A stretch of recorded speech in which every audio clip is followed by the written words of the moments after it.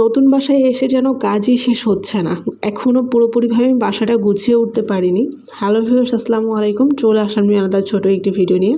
প্রতিদিনের মতো দুপুর থেকে ভিডিওটা শুরু করেছি, যেহেতু রোজার মাস। আগে রাতের রান্নাগুলো করে নিচ্ছি, তারপরে ইফতার আইটেমগুলো করব। এখানে মুরগির মাংসটা বসিয়ে দিয়েছি। মাংস রান্না করে এখানে পেঁয়াজগুলো ভেজে দিচ্ছি। আর সব কিছু রেডি থাকলে তো রান্না করতে দেরি লাগে না। তারপরেও বাবুকে সামলিয়ে ঘর সামলিয়ে আমি পেরে উঠতেছে না। আমার বাচ্চাটা এখানে আসার পরে এত আনন্দ পেয়েছে। বাসাটা আগের বাসার থেকে অনেকটাই বড় আর পরিষ্কার পরিচ্ছন্ন, নতুন বাসা বলে কথা। যাই হোক, পেঁয়াজগুলো ভেজে তো আলুর চপ বসিয়ে দিয়েছি। আর এই বাসায় আসার পরে আমারও একটা আনন্দ কাজ করে, মানে আমার কাছে খুবই ভালো লাগে। মনে হয় যে এটা আমার নিজের বাসা, আমার মতো করে আমি সাজিয়ে গুছিয়ে নিয়েছি। একবারে পুরো নতুন বাসায় উঠেছি যেহেতু। আগের বাসাটায় রান্নাঘরে গেলে পারে মাথা ঘুরাইতো, কাজ করতে ইচ্ছে করতো না। আর এখানে আনন্দের সাথে কাজ করছি, কখন কিভাবে সময় পার হয়ে যাচ্ছে বুঝতে পারছি না। শুধুমাত্র ছেলেটার জন্য একটু কষ্ট হচ্ছে, ও প্রচুর পরিমাণে প্যারা দিচ্ছে। তো এই তো ইফতার অফ ক্যামেরা ইফতার করার পরে একটু শরবত খেয়ে নিলাম। তারপর চলে আসছি রান্নাঘরে। রান্নাঘরটা আমার অনেক অগোছালো ছিল, যেহেতু রান্নাঘরটা একটু ছোট হওয়ার ফলে খুব কষ্ট হচ্ছিল।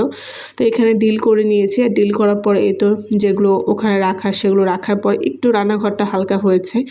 তারপরে এই তো ঘরে আমার ছেলে যে দুষ্টামি করতেছে, সারাদিন সেইভাবে খুনসুটি করতে থাকে। আমি ঘর কোনো সময়ই পরিষ্কার পরিচ্ছন্ন রাখতে পারি না। প্রতিদিন ঘরটা মোছার পরও ও শরবত এটা ওটা ফেলে ঘরটা নোংরা করে ফেলে। তারপরে চলে আসছে এই তো ডাইনিং রুমে। এখানে আসলে আমার মনে অন্যরকম একটা শান্তি কাজ করে। আমার কাছে খুবই ভালো লাগে, মনে হয় এটা আমার নিজের বাসা। আসলে আমরা যতদিন রেন্ট দিয়ে থাকি সেটা ততদিন কিন্তু আমাদের নিজেদের বাসাই থাকে। চলে যখন যাবো তখন হয়তো এটা বাড়িওয়ালার বাসা হয়ে যাবে। ততদিন থাকবো ততদিন আমার নিজের বাসাই মনে করব। আর এটাই সবার ক্ষেত্রে হয়ে থাকে। তো আমি এখানে টেবিলটা ক্লিন করে একটু বুট খেয়ে নিচ্ছিলাম।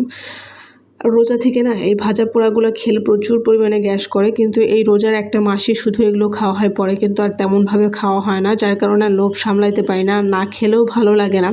আর রোজার মাস একটা মহব্বতের মাস। যাই হোক, কথা বলতে বলতে এখানে কিন্তু বুট খাওয়া শেষ। তারপরে তো চা খেয়ে নিচ্ছিলাম, সারাদিনের একটা ক্লান্তি। আর এইখানে বসে চা খেতে আমার মনে এত শান্তি লাগতেছিল, মানে অন্যরকম একটা শান্তি কাজ করতেছিল। আমার এই ঘরে ঢুকলে খুবই ভালো লাগে। মানে আগের বাসায় আমি কেন যেন আমার মনে শান্তিই লাগতো না, মানে ঘরবাড়ি সেভাবে ফুটতো না, ভালো লাগতো না। আর এখানে আসার পরে আমার জিনিসগুলো রাখার পরে আমার কাছে এত ভালো লাগে, মানে বলে বোঝানোর মতো না। আর মনের দিক থেকেও খুব শান্তি লাগে। যাই হোক, এই তো রাত্রের সাহারি খেতে উঠে গিয়েছি। আর আমার ছেলেও সাথে সাথে উঠে গেছে। ও এত দুষ্টু হয়েছে, আমি ঘুম থেকে ওঠার সাথে সাথে ও আমার সাথে সাথে উঠে যায়। ওকে নিয়ে ভাতটা রান্না করেছি, ওকে নিয়ে আবার খাচ্ছি। আর এইভাবে বাচ্চা কোলে নিয়ে খাওয়াটা কত কষ্টের, যে মায়েরা খায় তারাই বুঝতে পারবে। আজকের ভিডিও এই পর্যন্ত। আল্লাহ।